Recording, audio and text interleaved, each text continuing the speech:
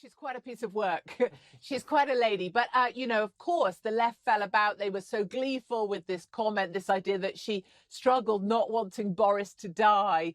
But it's typical of that kind of London metropolitan Remainers. And very much, actually, coronavirus has split straight down the middle with Remain and those people who wanted to leave. So good Brexiteers like myself. Coronavirus has happened to be the same kind of thing. Those people who love the lockdown, they love Professor Pants Down, they hate the Tory government. They're all the Remainers, and they're very much kind of inflating the coronavirus mania. Whereas us sensible and smart Brexiteers, we've seen through all of this corona nonsense. And frankly, we just want to get back to work. And it's really disappointing to see so many Brits on their knees, being compliant with the state, doing what the police tell them to do, joining in, reporting on their neighbours. It's a country I'm really struggling to recognise at the moment. I want to give them all a good shake and tell them to pull themselves together and stop being so afraid. Like, for my money, it is nothing worse than the flu. It's very unfortunate. A lot of elderly people are dying. They would have probably died anyway. We just need to get a move on and get cracking. And what the heck Australia's doing, locking down when you've had like a handful of people die, I have no idea whatsoever. Australia seems to have gone full coronavirus crazy. Unbelievable. So there's this bearded scientist. He's the typical science type. He looks like the sort of guy nobody would want to sit next to at a wedding. He's called Neil Ferguson.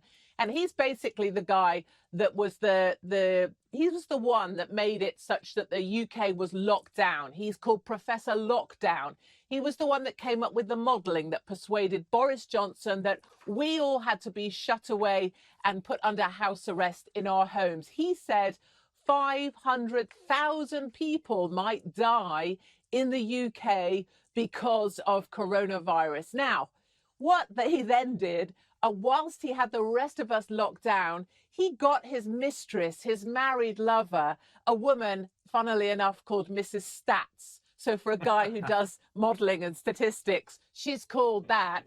He had her over, and Professor Pantsdown got his pecker out on a number of occasions to help entertain Mrs. Stats, whilst the rest of us were in lockdown. So number one, massive hypocrisy as per usual. Number two, he is known for being absolutely crazy with these models, like 500,000 deaths. We're nowhere near that number. He predicted 200 million would die from the bird flu, I believe. It ended up being 242. Like, his modelling is about as accurate as my 5-year-old standing up to take a pee. So why we're listening to him at all, I don't know. And now Professor Pantsdown has got his todger out whilst the rest of us are in lockdown. So frankly, regular Brits have had enough. But I'll tell you this, coming here to studio tonight, London is a really eerie place to be. There are no people. There is nobody out and about. It is a really curious time to be in this city. I don't even recognize it.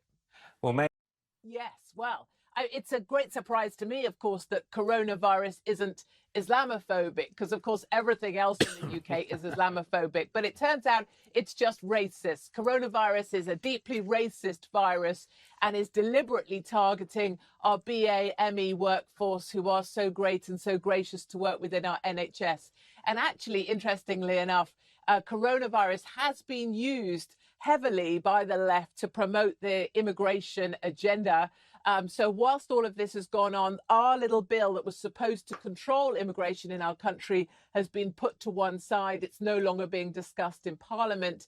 And just like your crazy artists in Melbourne, we had a funded poem about coronavirus and BAME workers. And the poem was called "You Clap for Me Now."